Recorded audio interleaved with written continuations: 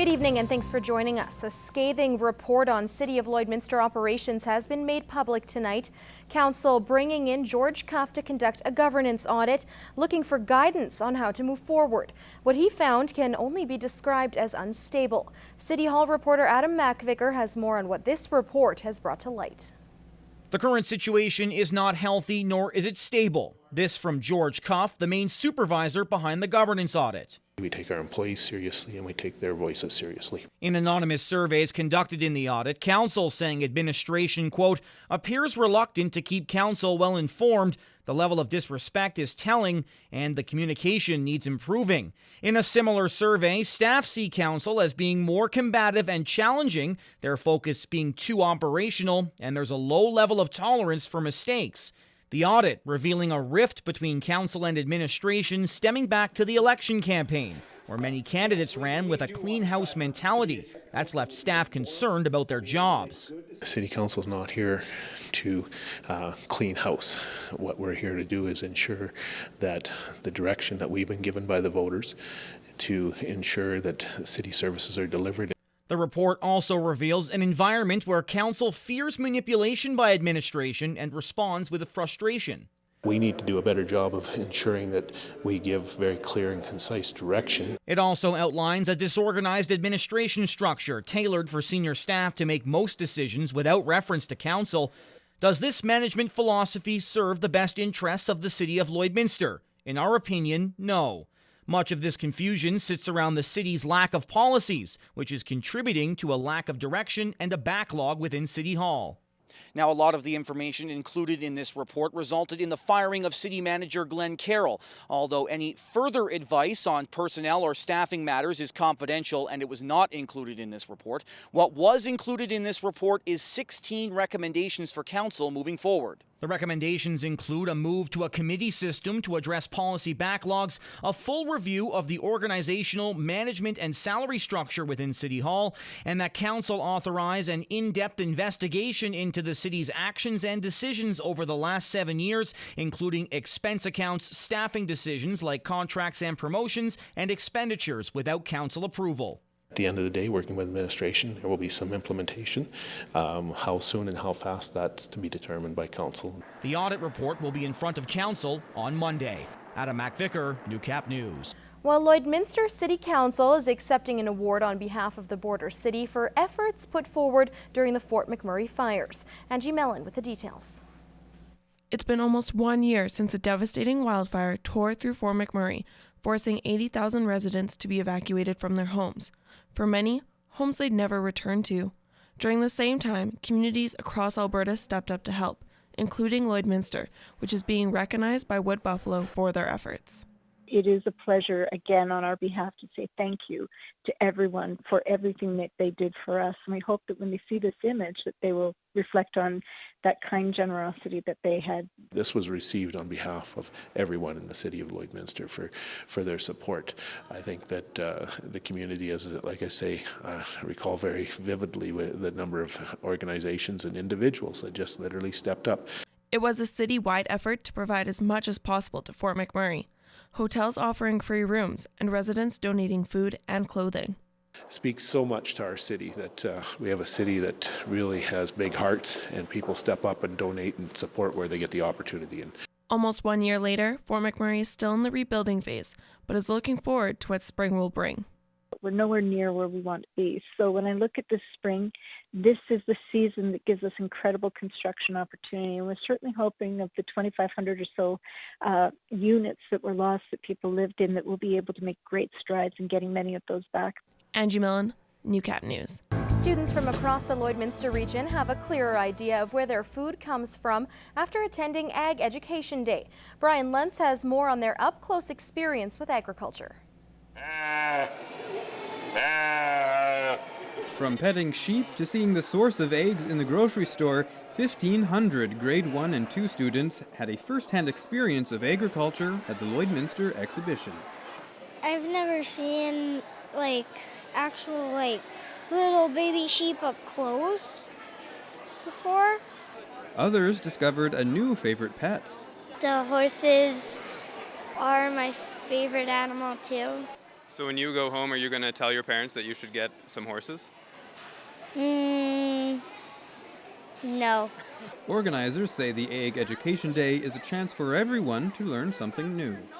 Even if you're a rural student, you may not have some of the aspects of agriculture on your farm.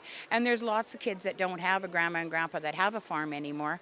And it's very interesting. It's a safe and knowledgeable environment for them to learn today. Latchuk adds ever since it began in 1996, the day has been a valuable experience for kids. I believe it's just something that our students need to be access to. Because everyone needs to know where their food comes from. We can't get all of our education from a game or from a TV. Sometimes you need hands-on. It's that same approach that has teacher Robin Torrey bringing her students back for 8 years. They have always had such a positive experience that they get really excited to come and interact with the animals, because lots of kids also around the neighborhood don't get to see these animals firsthand, so it gives them that exposure. They see them in their books, they've read stories about them, but to have the hands-on is pretty exciting for them. Brian Lentz, Newcap News. For many fathers, finding the time to spend with their children is a struggle. So even one fun activity a week can have huge benefits. In this week's Healthy Living, Josh Ryan looks at the impact of a new program that's designed for dads and kids. In a day and age where schedules are planned out in some cases to the minute, it's becoming exceedingly important to give fathers a chance to play with their kids.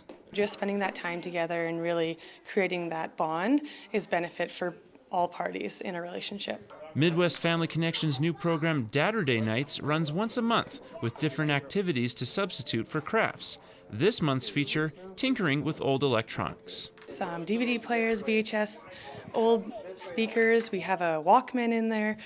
Just time to just do something a little bit different than a craft, and we thought it'd be fun to take apart old items and do that with your dad. Tyler Christie brought out both of his kids, who enjoyed putting their mechanical instincts to use. It's fun to take stuff apart. I mean, he likes getting a hold of a screwdriver, so yeah, no, we're having lots of fun, and my daughter's having fun as well. While children enjoy the playtime, parents also benefit from increased levels of oxytocin. We see the benefits of relationship being the top priority for any health benefits in any programming or any areas of life. I mean, it's part of being a parent, so I mean, activities good with the kids and just bonding. Yeah, absolutely. And this particular focus on electronics has an eco-friendly aspect as well. We really want to direct lots of our programming into recycling, and so it's nice to go grab some things that don't work and use them as an interactive team building type activity. Josh Ryan, Newcap News. A new hairstyling lab at Lakeland College is now open, allowing students in the hairstyling program to practice their skills on campus and not at Lloyd Comp as they've been doing for the past 5 years. Now, the ribbon was snipped as many gathered to witness history for Lakeland College. The new lab accommodates 24 stations for students to practice. So now we each have our own station that kind of gets to be ours, and it has a lot more storage. We can keep our stuff there rather than hauling it back and forth. And it's also a lot more spacious. So we're not bumping into each other, and our clients are a lot more comfortable. And yeah, you're kind of able to converse with your client a lot easier. In the near future, a student-managed public salon will also be available to prospective students, so they get the experience the industry demands.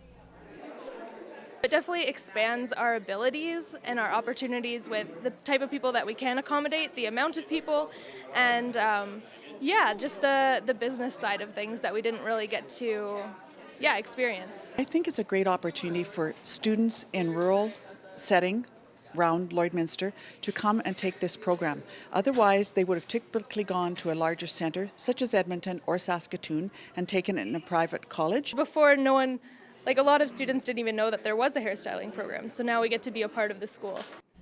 The new full-time program will begin in the fall. The 5 freedoms of animal welfare are due for an upgrade. In this week's Agriculture Report, Gerard Lampow chats with a visiting professor about animal welfare in the 21st century. Our focus on animal welfare has been primarily minimising negative experiences in states. That's without question, and that's about survival. Moving beyond the 5 freedoms in animal welfare and updating welfare thinking is key to the work of Dr. David Mellor of Massey University in New Zealand. He was one of the speakers at the Alberta Farm Animal Care Conference. I'm emphasising the provisions, but we need to update the provisions to be more aligned with our better understanding of what animal welfare is. The 5 freedoms were formalized in the United Kingdom in 1979. Dr. Mellor says research is pointing us in new directions. He reminds his audience of the 5 freedoms: the freedom from thirst, hunger and malnutrition, the freedom from discomfort and exposure, freedom from pain, injury and disease, freedom from fear and distress, and freedom to express normal behaviors. Mellor says these are in the category of minimizing negative experience. The big change is providing opportunities for animals to have positive life experiences. They can be to do with the extent to which the environment is variable and interesting, the extent to which diet is varied and offering different tastes, the opportunities for animals that are social animals to bond, the opportunities if they are rearing young for them to do that. Mellor even talks about allowing young animals time to play. He says the 5 freedoms were a good way of thinking about animal welfare and that animal welfare codes were based on these provisions. But our knowledge has improved significantly over that period, so really talking about freedom from these things is biologically inaccurate and misleading. Mellor says producers can see this as furthering their responsibility of caring for their animals in a way that maintains a social license. Gerard Lampow, Newcap News. The Lloydminster Red Dogs are off to a 2-0 start this season after a 29-14 win over the Edmonton Chargers Saturday. What's more impressive is they've earned these wins while only being able to practice in an arena. Wednesday, the team moved from the service center to Lloyd Comp's practice field. It's a welcome change, mainly for special teams. That's going to help because we're going to have like the full field instead of like maybe half a field inside, and they're not always kicking the ball up into the border thing and just like stopping the ball and losing. We can't even really kick. Some of the things that are hurting us in the first 2 games is the execution portion of it, and without having a full field, we just couldn't get our timing down. So tonight being the first practice outside, it's good to see a big difference this weekend, I'm sure of it. With 4 weeks remaining in the Capital District season, it's put more emphasis on practice quality, and the move outside is helping players in other ways.